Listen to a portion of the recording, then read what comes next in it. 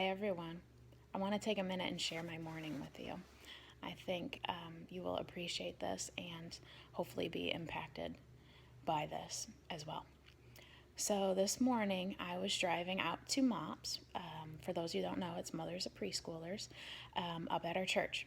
So, I'm driving down our very busy road, Highway 6, and right where it hits 1092. So if you're not local here, it's about 8 lanes of traffic and constant, always very, very heavy traffic. So right here, there's about 8 lanes because it's a big intersection. And as I'm approaching it, I see that the light is green, but everybody has stopped. And I see this woman crossing the road. She's probably about I'm going to guess she's at least 80, walking very slowly with a cane. And she is crossing this busy road. So I know even though I'm already late, I can't make it to MOPS in time, I need to stop and to help this lady. So I was able to get across all the lanes and get over into this right lane in time to just meet her right there and roll my window down and ask her if she needed a ride home. And she looked at me and took a big sigh and said, "Yes, please." So she slowly walks around my car, and now I'm stopping traffic even more, right?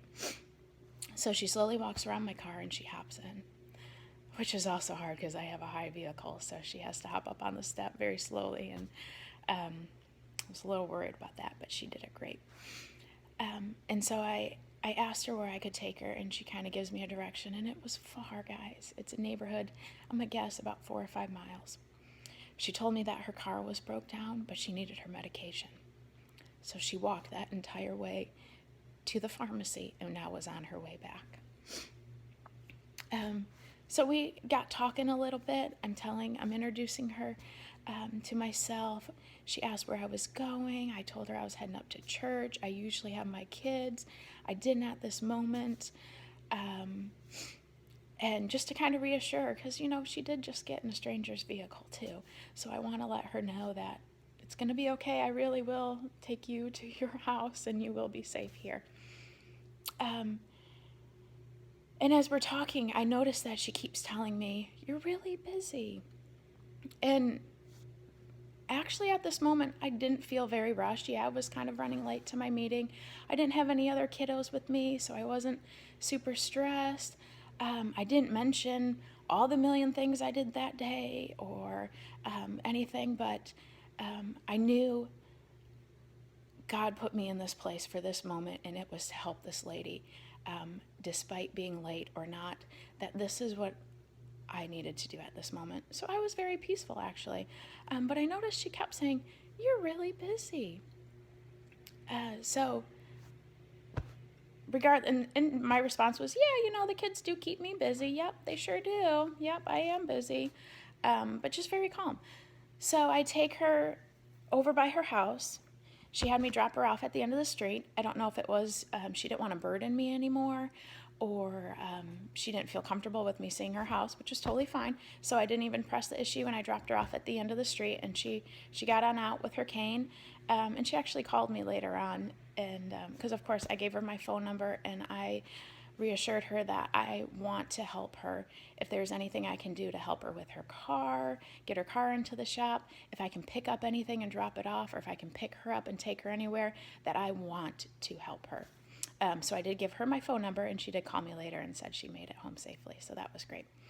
But after I dropped her off, it was my reflection time on, why did she keep saying, "You're so busy"? And it had me wondering, did she ask for help? And were there other people that told her that they were too busy to take her? Does she have a granddaughter my age that maybe she called and they said, "I'm too busy, I can't do it right now"? Did she ask a neighbor? Was she thinking about all of those cars that passed her on the road as she walked to that pharmacy very slowly? All of those cars that were way too busy to stop and to help her. And it had me thinking about, what sort of image am I giving off to others?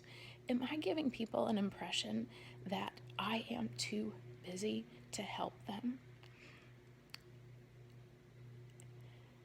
And I wanted her to know, and in fact, I told her, because I had this reflection time after dropping her off when she called, that never am I too busy to stop and to help.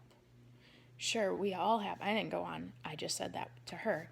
But of course, we all have very busy lives and we are bouncing all over the place. But making sure that we're not giving off that image that we are too busy to help and to care about those who need us.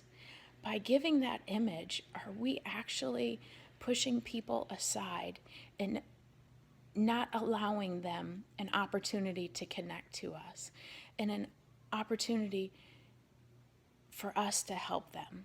Are they too scared to ask us because they know we are too busy? And are we missing these amazing blessings that God could put into our lives with these connections with others by helping them, by them thinking that we are too busy? So that was my morning. That's my food for thought. As you can see, it's weighed heavy on my heart since then, and something I felt worthy of sharing with everyone. So back to our busy lives. I know many of you probably don't even have time to sit and watch that video, but I hope you do, and I hope that that maybe hits home and is an eye-opener to you as well. Have a great day. Bye.